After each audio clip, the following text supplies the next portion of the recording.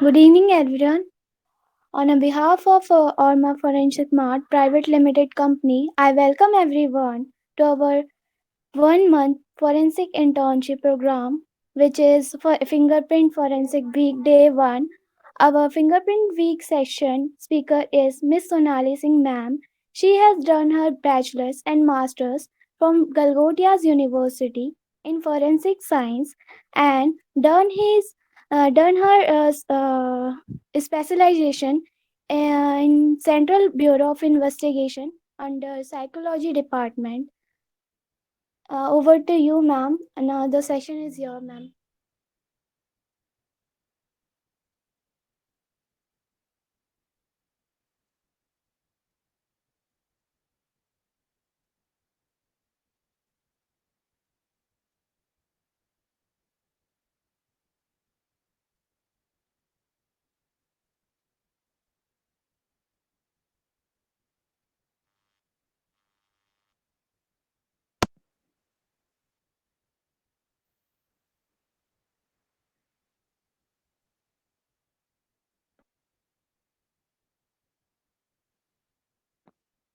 Hello. Yes, ma'am, you are audible. Okay, okay. Fine. So, good evening. Myself, Sonali Singh. Thank you, Archana, for introducing me. Today we'll be discussing about crime scene prints. Crime scene prints, and under this, we'll be also covering that what is crime scene, what is fingerprint, types of fingerprints, then types of crime scene prints, characteristics of fingerprint, and what is chance prints and development methods of crime scene prints. And also in this week, like we'll be covering what is digital fingerprints, fingerprint comparison softwares, and then fingerprint record bureau, and then report writing. So today's session is all about what is crime scene prints. So crime scene, as you know, like it is a place where a particular offense has been committed. There may be extension of the scene. It is the most important place for the investigating officer. So it should be properly protected. It should be recorded and documented very well. And scene of crime may be indoor or outdoor. It can be either. And it should be processed thoroughly and systematically. So all the attendees, it's a request, like if there is any problem or any doubt, you can raise and you can ask anytime. Okay.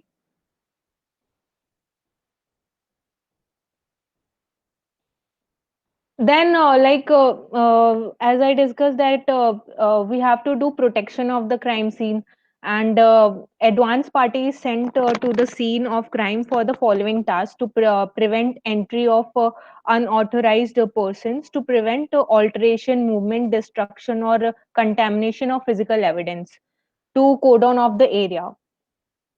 So we'll be discussing in this session, you all will be given knowledge regarding the scene of crime, crime prints, and how you are supposed to collect them, how you are supposed to locate them, the techniques and the scientific methods to collect them, and and to develop those prints which are invisible to the naked eyes. The process of development will include the conventional techniques, that is the age old techniques, and the non conventional methods, that are the new methods. After learning this session, you'll be able to understand that what is actually a fingerprint evidence is, how many kinds or how many different types of fingerprint evidence can be can be found. And like so As it is seen written here, crime scenes are never consistent, they are always inconsistent. Crime scene can be classified by the location of crime. So, and it's of two types, like primary crime scene and secondary crime scene. All right. So who is present on the crime scene? Basically, the detectives are present on the crime scene, the criminalistic or evidence technician, which is various specialists are present on the crime scene. The photographer are present, who takes who documents the scene before anything is removed. Many may use both still photography and video. And latent print analysts are also present. Latent looks both for visible and invisible latent fingerprints. There are two types of fingerprints. This visible and invisible means invisible prints are also called as latent fingerprints. Then firearm experts are also present on the crime scene. And they may be called if a firearm is believed to have been discharged, or collects and examines bullet shells and casing wads. All right. So, and blood pattern experts are present, which measures and documents patterns at scene, takes photos for later study. And coroner or medical examiner are present, which declares a body to be dead, transports body to morgue or for autopsy and evidence collection. Then medical examiner are present, which holds a medical degree. They should have a medical degree appointed to for position. And coroner, which are medical examiner, which need to have a medical degree, often an elected office. So talking about fingerprint, so what is fingerprint? Principles of fingerprint analysis, and so we'll be talking what is fingerprint like. So if you have fingers, you definitely should have fingerprints. So fingerprints is what which makes you unique. That's why all these smart criminals on TV wear gloves. Not even identical twins have the same prints. So fingerprints are formed and controlled by genetics. The main pattern, the general shape that your print makes is a product of your genes. These are three basic classes of fingerprints. These are whorls that mostly looks like swirls or circles. Loops, which is the lines which starts and ends in the same side of the finger. And arches, which starts and ends on the opposite sides of the fingers. So, we touch things every day: a coffee cup, a car door, a computer, a keyboard. Like each time we do it is likely that we have left behind our unique signature in our fingerprints. So, like I said, like no two people have exactly the same fingerprints. Even identical twins with identical DNA have different fingerprints. This uniqueness allows fingerprints to be used in all sorts of ways, including for background checks, biometric security, mass disaster identification, and of course in criminal situation. So, like it is written, like all fingers, toes, feet, and palms are covered in small ridges. Ridges help us grip objects.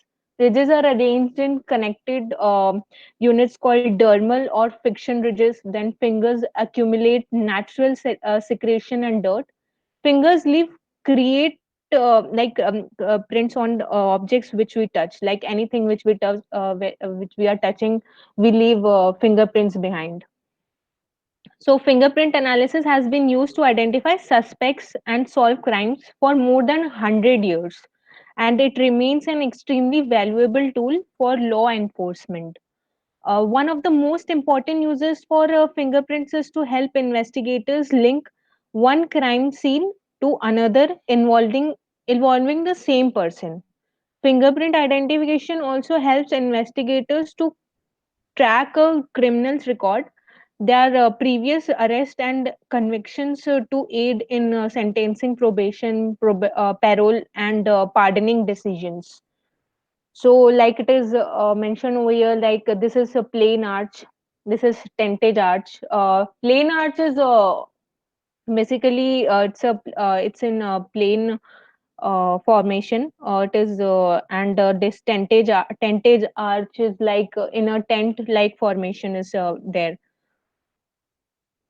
Then this is loops. So loop prints that recurve back on themselves to form a loop shape divided into radial loops and pointing towards the radius bone or thumb.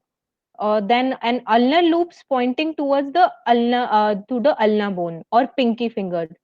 Loops account for approximately 60% of pattern types. Then this is a radial loop.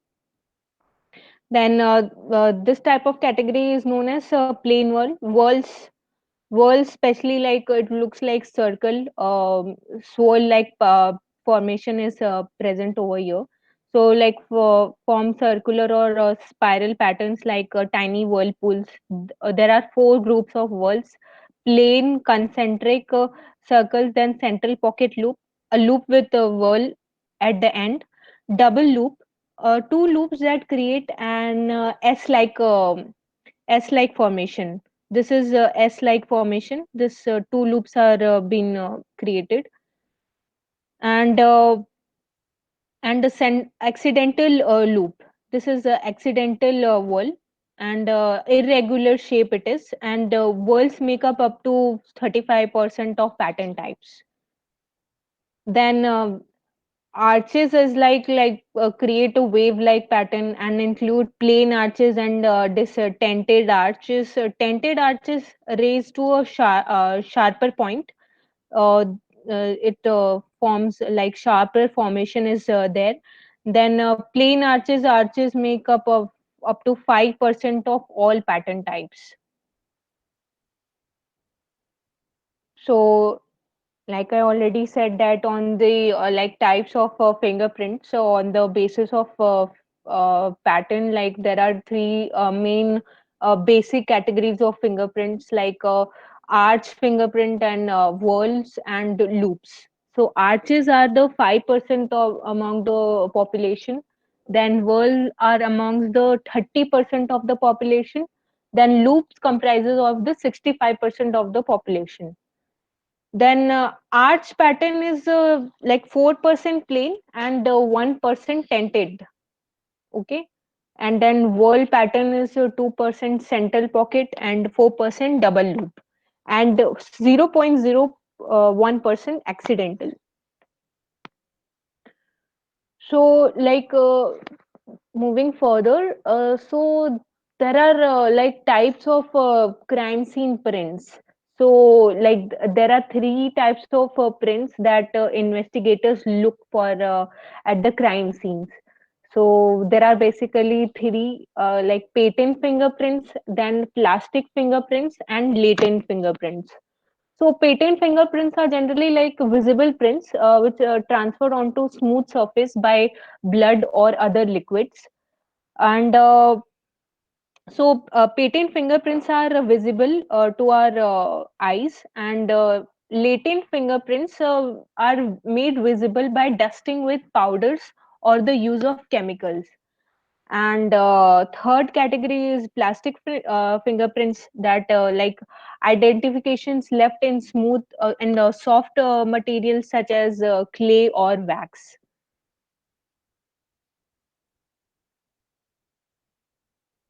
Okay.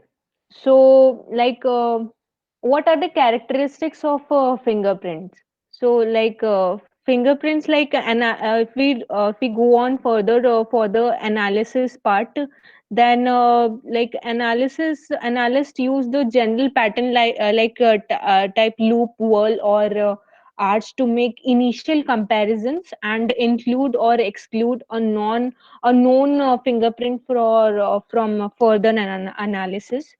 To match a print, the analyst uses the minutiae or rich characteristics to identify specific points on a suspect fingerprint with the same information in known fingerprint. For example, an analyst comparing a crime scene print to a print on file would first gather known prints with the same general pattern type. Then, using a loop, compare the prints side by side to identify specific information within the minutiae that match. So, like your forensic examiners look for like core. core, which is like the center of the world. This is the center of the world, and then delta. Delta formation is like a triangular regions near a loop.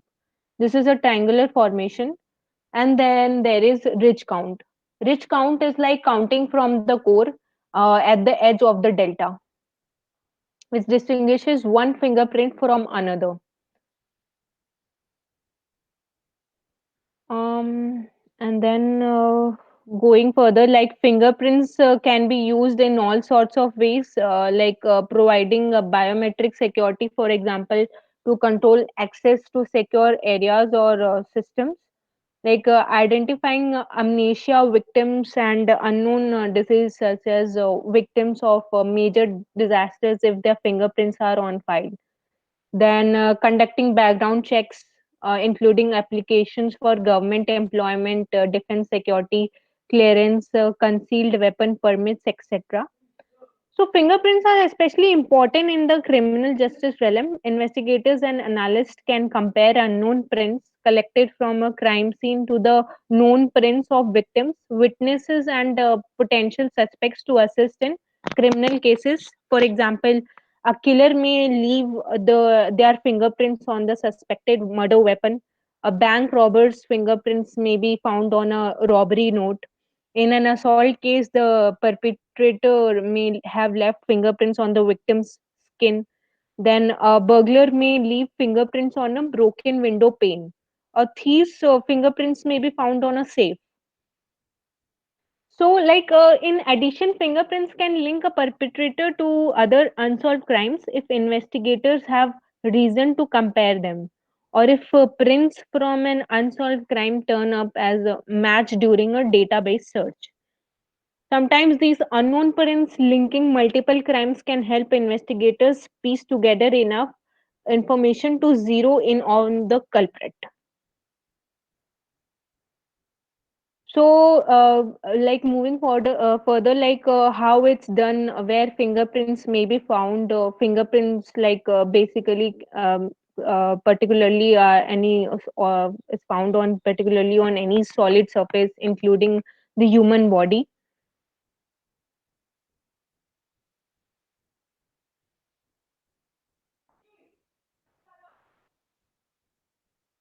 Then going further, like what is chance prints, like chance impressions, or what is more commonly known as latent fingerprints.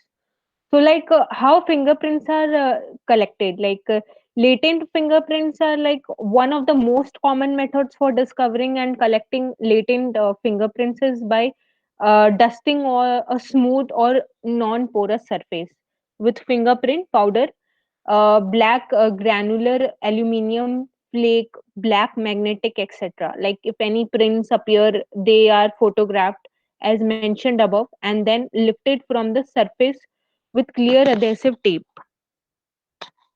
But like, however, fingerprint powders can contaminate the evidence and ruin the opportunity to perform other techniques that could turn up a hidden print or additional information.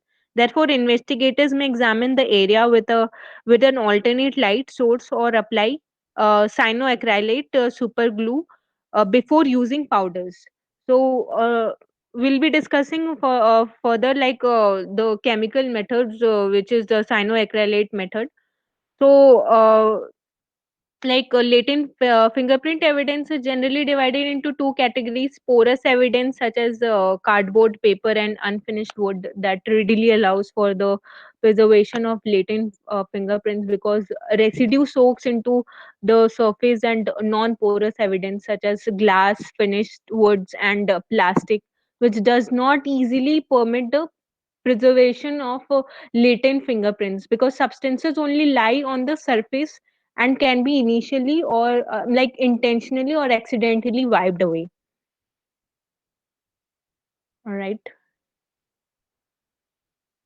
Then going further, like the development method of crime Excuse scene me, print.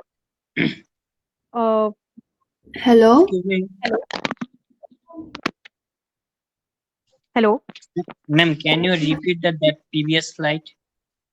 Actually, I This didn't get. chance prints. Yeah, ma'am. Chance print.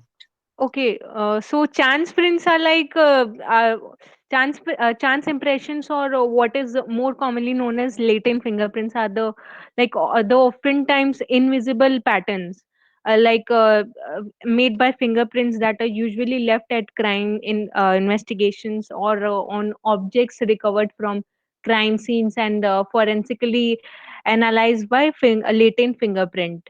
So latent fingerprints, as I told, one of the most common methods for discovering and collecting latent fingerprint is by dusting a smooth or a non-porous surface. So latent fingerprints with the application of chemical or physical methods. Latent fingerprint evidence is generally divided into two categories. Hello, Hello. ma'am. So for an investigator, which is more better, porous surface or non-porous surface?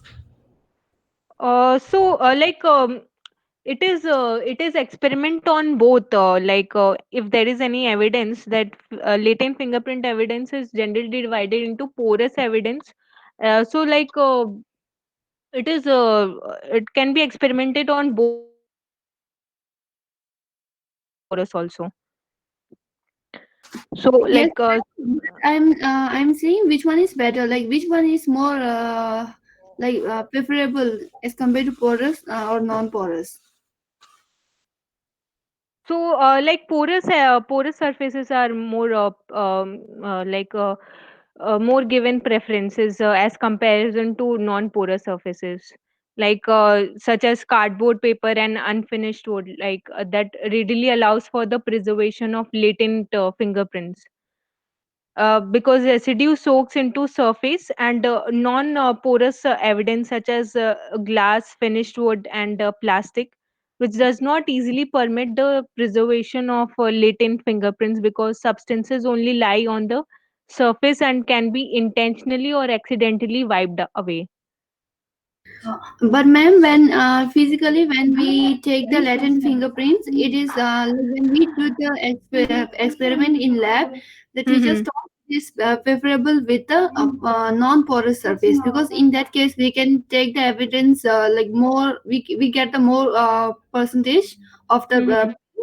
but in the no in the porous surface it is hard to get the prints like completely. Yes, you can use this alternate light source, which is there. Like it is becoming more commonplace for investigators. Like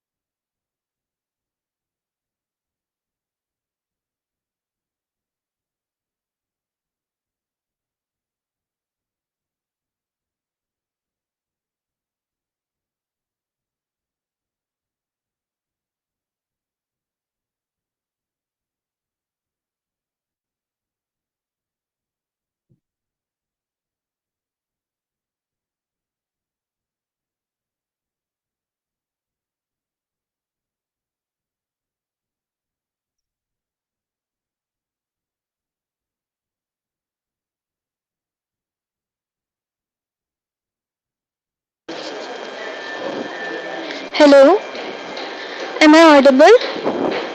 Yes. Some technical issues are occurred. Wait for 5 minutes. We will continue.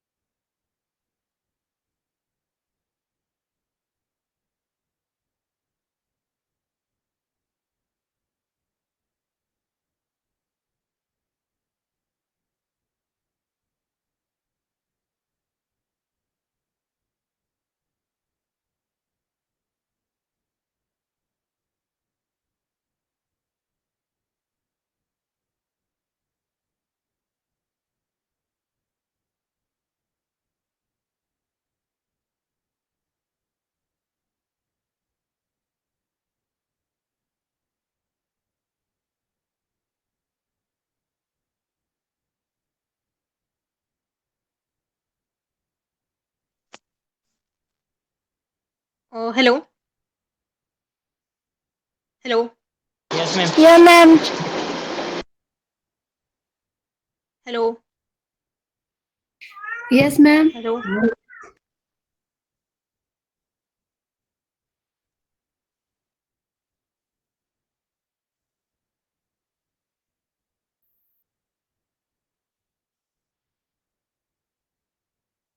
Hello. Yes, Hello, ma'am. ma'am. Is audible. Right. Uh, so everyone can see my screen. No.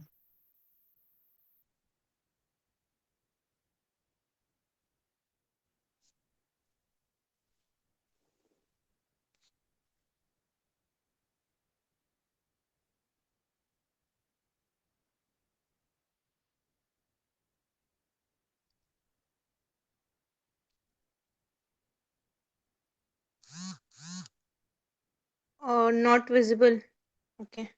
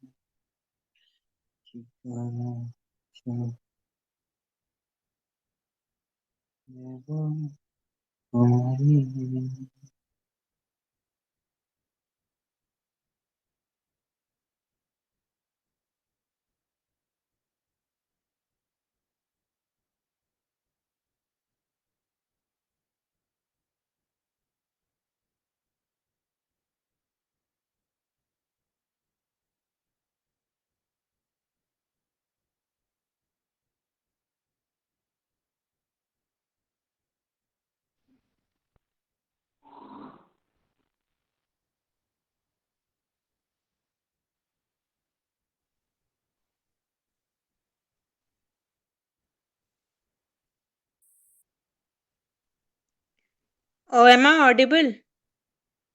Yes, ma'am. And your screen is visible now. Hello, everyone. Yes, ma'am.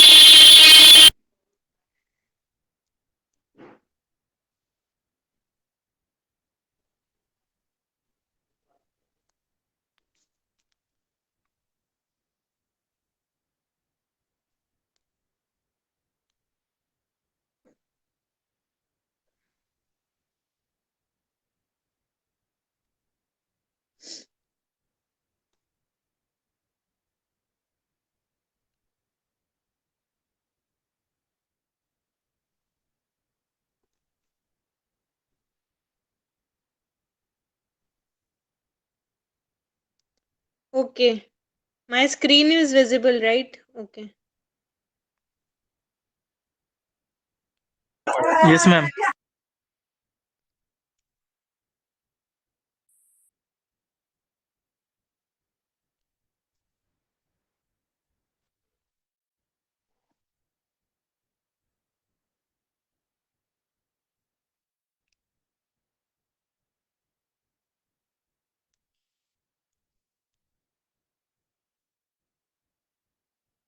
So, is my screen visible to everyone?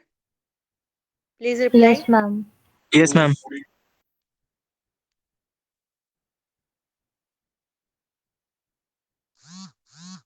Okay. So, yeah, latent fingerprint evidence is generally divided into two categories: porous evidence such as cardboard paper and cardboard paper and unfinished wood that readily allows for the preservation of latent fingerprints because residue soaks into the surface. So, and non-porous evidence such as glass, finished wood, and plastic. Which does not easily permit the preservation of latent fingerprints because substances only lie on the surface and can be intentionally or accidentally wiped away.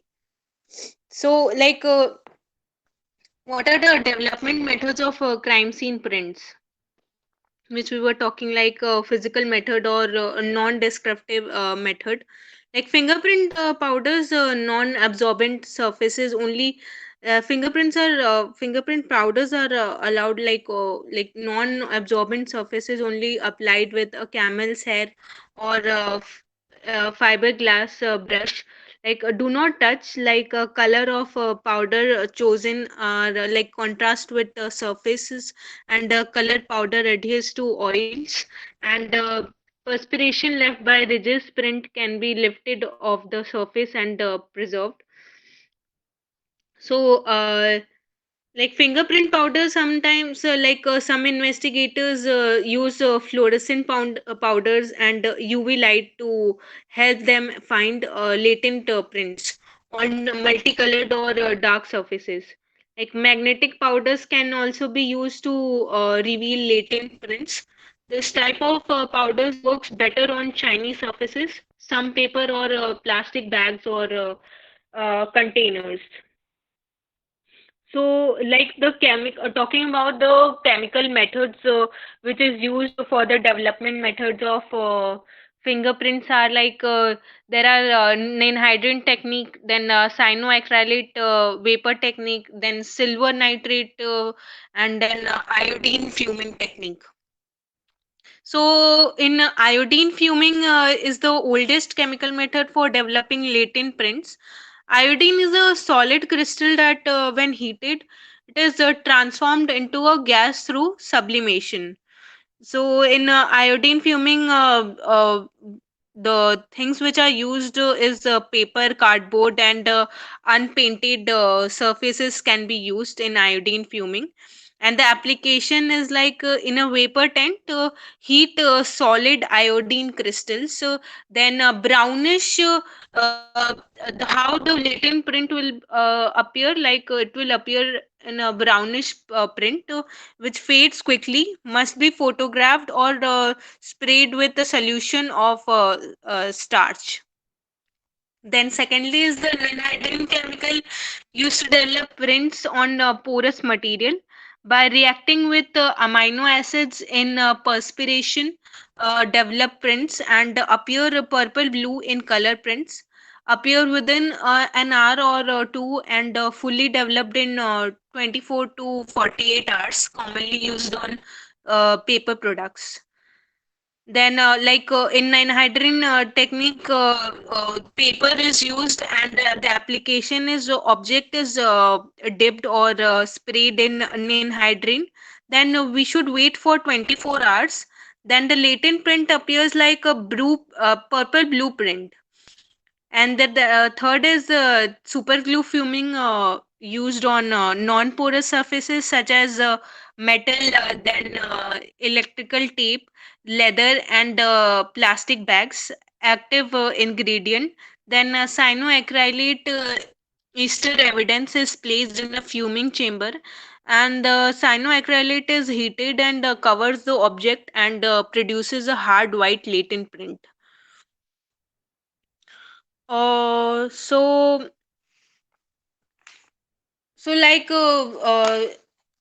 these were the things how like we should like basically we have discussed like there are two types of crime scene: primary crime scene, then secondary crime scene, and how the development methods of fingerprints are there. What are the development methods, and what is fingerprints, what is chance prints, how many types of fingerprints are there, like latent prints and patent fingerprint. Then characteristics of fingerprints, Hello, ma'am. Can you? and then Hello. types of crime scene, which is types of crime scene prints. Like there are basically three types of crime scene prints, like patent fingerprints and plastic fingerprints and latent fingerprints. And we talked about types of fingerprints. Basically three basic types of fingerprints we see, like arch, whorls, and loops. Then what is fingerprint, and who all are present on the scene of crime. Then we talked about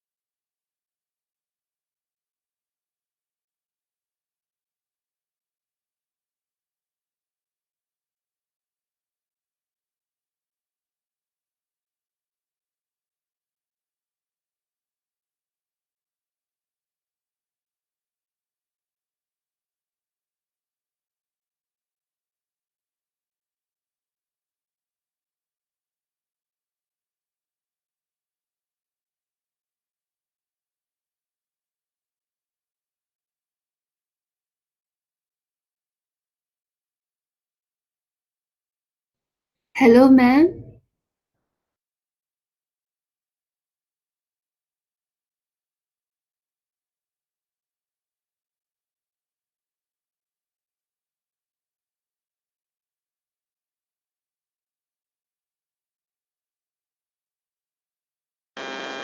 Hello.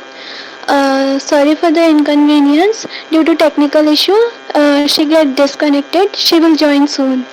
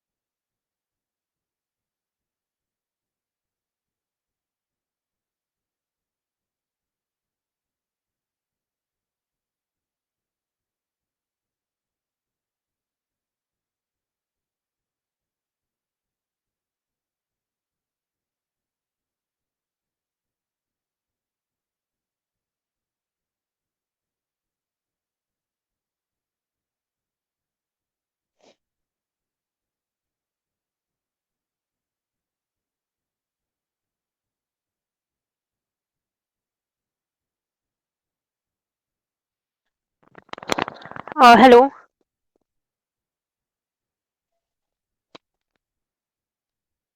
Yes, ma'am.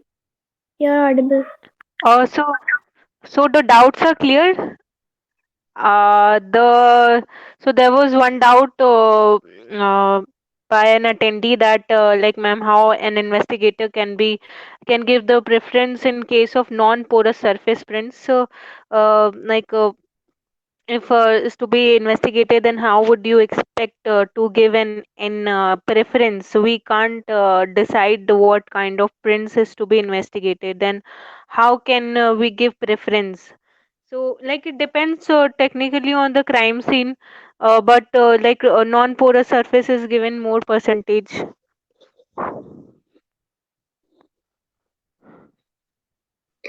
But ma'am, in case of yes, yes, ma'am. Okay, yeah.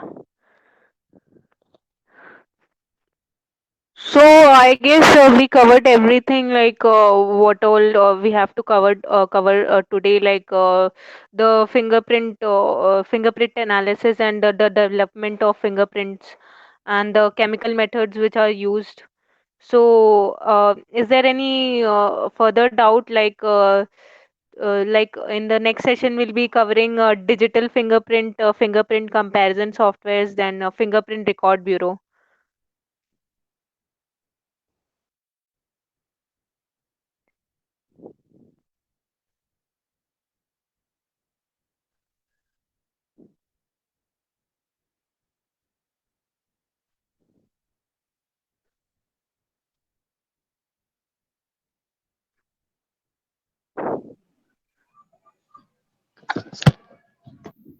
Ma'am, can you ask tomorrow that about that topic?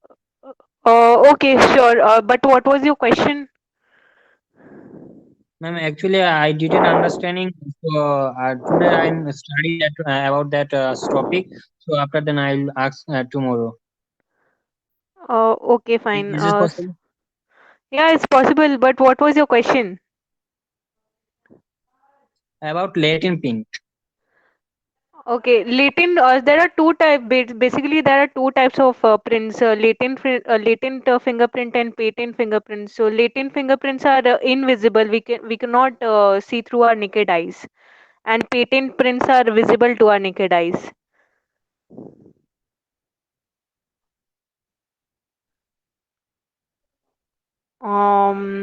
Any question more? Shall I conclude, ma'am? Oh yeah, sure. Thank you, ma'am. Hello, everyone. Okay. On behalf of all my Forensic Mart, uh, this is Vivek Jaswal. On behalf of all my Forensic Mart, we have come to an end to the webinar session. It's been a pleasure meeting with you all. Thank you, ma'am, for sharing us wonderful knowledge on fingerprinting. Beyond time tomorrow and join the next session starts. Thank you, ma'am. Okay. Thank you. Thank you.